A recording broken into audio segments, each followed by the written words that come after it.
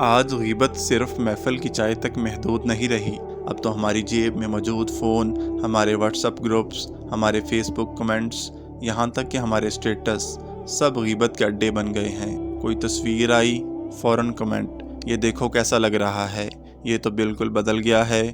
کسی کی خبر ملی، فوراً شیئر، فلانے کا رشتہ ٹوٹ گیا، فلانے کے کاروبار کا دیوالیہ نکل گیا، اور پھر بہانہ، میں غیبت نہیں کر رہا، بس انفارمیشن دے رہا ہوں۔ یہی تو غیبت ہے، بس اب اس کا رنگ بدل گیا ہے، پہلے زبان سے کرتے تھے، آج انگلیوں سے کرتے ہیں۔